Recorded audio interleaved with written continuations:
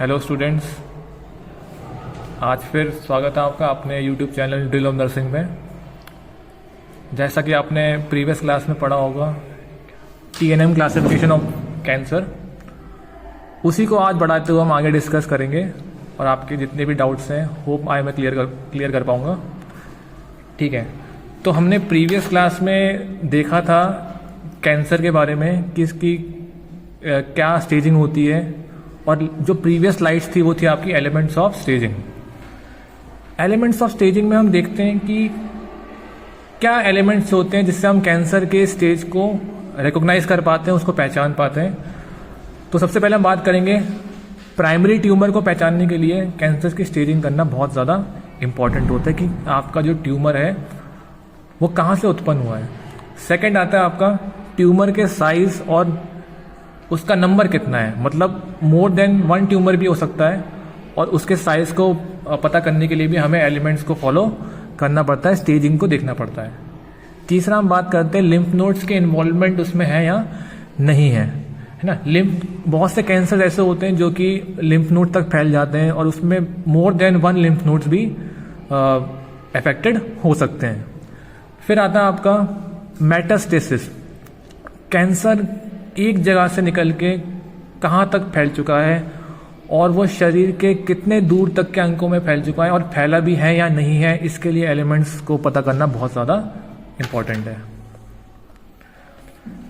आगे हम बात करते हैं आपके कैंसर की फॉलोइंग चीज़ों में। अगर हम किसी भी कंडीशन, कैंसर कंडीशन को जानना चाहते हैं तो हमें उसके लिए फिजिकल एग्जामिनेशन करने के लिए हमें पता करना पड़ेगा कि कैंसर कितना फैल चुका है, और इसके लिए स्टेजिंग बहुत ज़्यादा इंपॉर्टेंट है।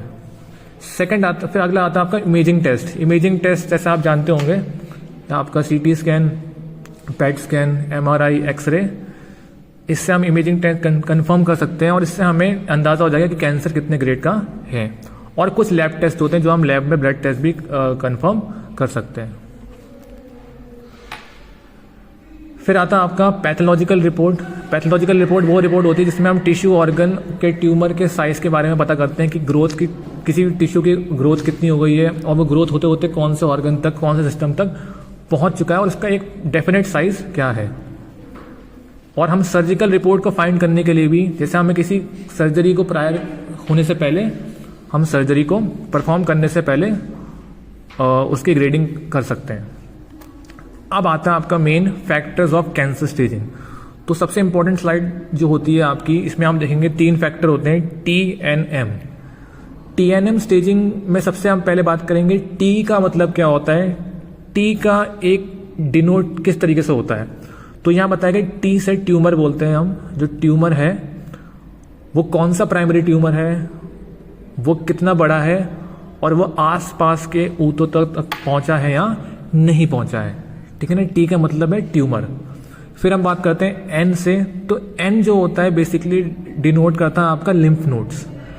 लिम्फ नोड्स, कैंसर जो है आपका टिश्यू वाला, क्या वो आसपास के लसिका ग्रंथि तक पहुंचा है या नहीं पहुंचा है, लिम्फ नोड्स तक उसका अफेक्टेड है या नहीं है। फिर हम बात करते हैं M stands for metastasis. Metastasis का मतलब ये है कि जो ये कैंसर है वो शरीर के अन्य अंगों तक फैल चुका है या नहीं फैल चुका है, इसके लिए भी हमें स्टेजिंग करना बहुत ज़्यादा ज़रूरी है। TNM स्टेजिंग होती क्या है और इसको दिया किसने है, तो यहाँ हम बात करते हैं इंटरनेशनल यूनियन अगेंस्ट कैंसर जो है आपका एक संगठन है, उनके अकॉर्डिंग ये कैंसर स्टेजिंग को बनाया गया है। अमेरिकन जॉइंट कमेटी कैंसर, इनके द्वारा कैंसर की स्टेजिंग करना बहुत इंपॉर्टेंट है to find out the problem. तो TNM का क्लासिफिकेशन आपको पता चल गया है, tumour, nodes and metastasis. T से ट्यूमर, N से नोड्स और M से मेटास्टेसिस। अब हम डीपली बात करते हैं। ट्यूमर जो होता है बेसिकली स्टार्ट करते हैं T0 से T4 तक होता है। तो T0 एक नॉर्मल कंडीशन है और T4 एक एक्सटेंसिव कंडीशन है। तो हम बात करते हैं T0 जो होता है ये ट्यूमर का स्टार्टिंग पॉइंट होता है। लोकल टिश्यू में ट्यूमर स्टार्ट हो चुका होता है और वो एक प्रकार के एक सिचुएशनल जगह में होता है, उसको हम बोलते हैं इन सिचू। ठीक है, फिर हम बात करते हैं T4 जो होता है ये सबसे लार्ज, जो प्राइमरी ट्यूमर होता है ये लार्ज हो जाता है और बहुत आपका पॉसिबली होता है कि वो आपके अन्य ऑर्गन्स तक फैल चुका होता है। एन से हम लिम्फ नोड्स की बात करेंगे तो एन जो होता है आपका, हमने जैसे पहले डिस्कस करा स्लाइड में, नोड्स, लिम्फ नोड्स बताया जाता है इसके। N0 का मतलब ये है कि ट्यूमर अभी लिम्फ नोड तक नहीं फैला है, और N4 का मतलब ये है कि एक से ज़्यादा ट्यूमर जो है वो लिम्फ नोड तक अफेक्ट कर चुका है, मतलब लिम्फ नोड बहुत भारी मात्रा में ट्यूमर से अफेक्टेड है। अब हम बात करते हैं M से। M stands for metastasis. जैसे मैंने बताया था, मेटास्टेसिस का मतलब होता है कि जो आपका ट्यूमर है वो कितना फैल गया, फैला भी है या नहीं फैला है। तो M0 का मतलब होता है देयर आर नो मेटास्टेसिस, मतलब प्राइमरी ट्यूमर एक जगह से निकलकर दूसरी जगह में नहीं फैला है और ये ऐसा प्रतीत नहीं हो रहा है। M1 का मतलब ये है कि मेटास्टेसिस हो चुका है, एक जगह से निकल के ट्यूमर दूसरी जगह पे फैल चुका है। अब TNM क्लासिफिकेशन सिस्टम में हम देखते हैं सबसे पहले प्राइमरी ट्यूमर क्या होता है। आप जैसे चित्र में देख पा रहे होंगे, TX का मतलब ये है primary tumour can not be assessed, मतलब प्राइमरी ट्यूमर को देखा नहीं जा सकता है, उसकी जानकारी एकत्रित नहीं करी जा सकती है, मतलब ट्यूमर को एविडेंस के तौर पे देखा नहीं जा सकता है, उसका मतलब होता है TX। T0 का मतलब होता है आपका no evidence of primary tumour. T0 का मतलब ये प्राइमरी ट्यूमर का कोई एविडेंस नहीं है। TX का मतलब ये था कि प्राइमरी ट्यूमर एसेस करा नहीं जा सकता। TITIS का मतलब होता है कैंसर तो है लेकिन एक सिचुएशनल जगह पे है, कार्सिनोमा इन सिचू, मतलब कैंसर सेल 1, N2 और N3 का मतलब ये है कि लिम्फ नोड्स का इन्वॉल्वमेंट है इसके अंदर, इस कैंसर के अंदर। फिर हम बात करते हैं M से। M का मतलब होता है मेटास्टेसिस। मेटास्टेसिस हमें ये दिखाता है कि कैंसर कितने अंगों तक फैल चुका है और वो फैला भी है कि नहीं फैला है। तो यहाँ बताया गया MX का मतलब होता है आपका distant metastasis can not be assessed, मतलब इस कैंसर को पता नहीं लगाया जा सकता कि वो फैला है कि नहीं फैला है। MX का मतलब ये है। M0 का मतलब ये है कि नो डिस्टेंट मेटास्टेसिस, मतलब कैंसर फैला हुआ नहीं है। M1 का मतलब ये है कि वो डिस्टेंट मेटास्टेसिस है, वो फैल चुका है, शरीर के अन्य अंगों तक वो फैल चुका है। फिर बात करते हैं हम TNM की क्लासिफिकेशन को अलग तरीके से। TNM की क्लासिफिकेशन 3 प्रकार से होती है आपकी, 4 प्रकार से होती है। CTNM का मतलब होता है आपका clinical classification of tumour nodes and metastasis, और PTNM का मतलब होता है pathologic classification of TNM, retreatment classification और ऑटोप्सी। आइए इसको एक एक करके देखते हैं।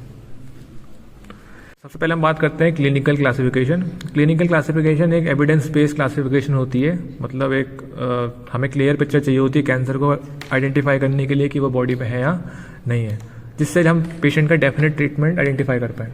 तो सबसे पहले हमें पेशेंट का फिजिकल एग्जामिनेशन करना पड़ता है, उसकी इमेजिंग टेस्टिंग करनी पड़ती है, जैसे आपका CT scan, MRI, PET scan, endoscopy कर सकते हैं हम पेशेंट का, विजुअलाइजेशन इंटरनल ऑर्गन्स का, बायोप्सी कर सकते हैं, पेशेंट के टिश्यूज़ को लैब भेज सकते हैं रिमूव करके, और देखते हैं कि पॉसिबल सर्जिकल ट्रीटमेंट है या नहीं है।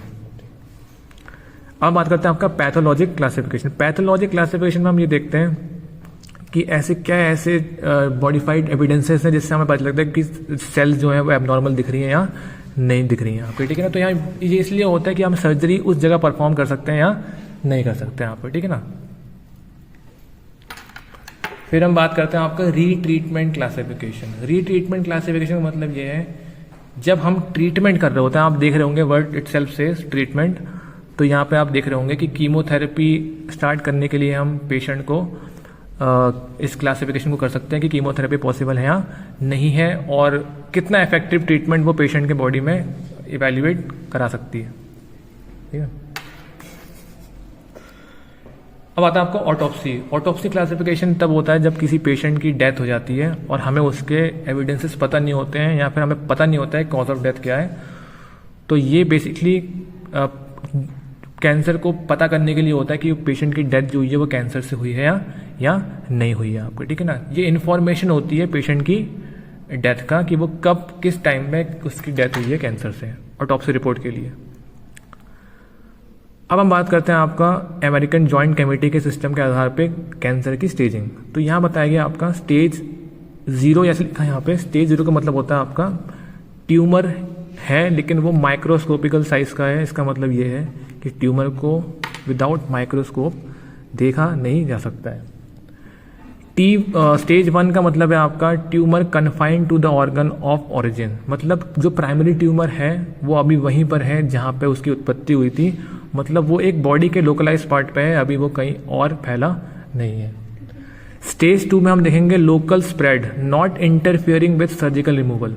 हाँ, वो जो कैंसर है स्टेज 2 वाला, इसके मतलब ये है कि वो स्प्रेड लोकलाइज एरिया के आसपास थोड़ा स्प्रेड हो गया है और उसको अभी फिलहाल सर्जिकल तरीके से रिमूव करा नहीं जा सकता है। स्टेज 3 में हम देखेंगे आपका fixation to the surrounding structure, मतलब स्टेज 3 के अंदर सराउंडिंग स्ट्रक्चर आसपास के टिश्यूज तक कैंसर फिक्स हो गया है। और स्टेज 4 जो होता है इसका मतलब होता है आपका डिस्टेंट मेटास्टेसिस, और इसका मतलब ये है कि कैंसर बहुत दूर दूर तक शरीर के अंगों में फैल चुका है। जैसे आप फोटो में देख पा रहे होंगे, स्टेज 0, स्टेज 1, स्टेज 2, स्टेज 3 और स्टेज 4। यहाँ पे आपकी सिरोसा मसल लेयर, सब म्यूकोसा लेयर अफेक्टेड हो जाती हैं। अब हम बात करते हैं यहाँ पे ग्रेडिंग की। ग्रेडिंग मेथड बहुत इंपॉर्टेंट है, इसको हम हिस्टोपैथोलॉजिकल कैरेक्टरिस्टिक्स के तरीके से भी समझ सकते हैं कि टिश्यू का स्टडी करना बहुत ज़रूरी है कि वो किस प्रकार से कितना ग्रो कर चुका है और उसका साइज़ क्या है, और वो क्या वो एबनॉर्मल सेल है, और अगर एबनॉर्मल सेल है तो उसका साइज़ क्या है और उसको हम नॉर्मल सेल से कैसे डिफ्रेंशिएट कर सकते हैं। तो यहाँ जैसे लिखा है आपका थर्ड पॉइंट में, जो एबनॉर्मल सेल्स होती हैं वो बहुत ज़्यादा फास्ट ग्रो करती हैं in compare to normal healthy cells. Grading दो चीज़ों के लिए ज़रूरी होती है, degree of anaplasia. Degree of anaplasia का मतलब ये है कि कैंसर कैसे ग्रो कर रहा है, और रेट ऑफ ग्रोथ मतलब उसकी वृद्धि किस प्रकार से हो रही है। बेसिकली 2 ग्रेडिंग सिस्टम बहुत कॉमनली देखे जाते हैं, यहाँ बताया गया आपका। इसका मतलब ये है कि कैसे हमें कैंसर को डिफ्रेंशिएट करना है एक हेल्दी सेल से, और कितना पुअरली हम उसको डिफ्रेंशिएट नहीं कर पा रहे हैं, या फिर वो डिफ्रेंशिएट हो भी पा रहा है या नहीं हो पा रहा आपके। फिर हम बात करते हैं AGCC रिकमेंड्स, आपका अमेरिकन जॉइंट कमेटी है कैंसर की, उनका रिकमेंडेशन के हिसाब से GX का मतलब ये है grade can not be assess, मतलब इस कैंसर के ग्रेड को अभी असेस नहीं करा जा सकता है। G1 का मतलब है वेल डिफ्रेंशिएटेड। वेल डिफ्रेंशिएटेड में हम देखेंगे यहाँ पे 25% एनाप्लास्टिक सेल्स, मतलब कैंसर सेल्स तो हैं लेकिन कम है और वो डिफ्रेंशिएट नॉर्मल हेल्दी सेल्स से हो पा रही हैं।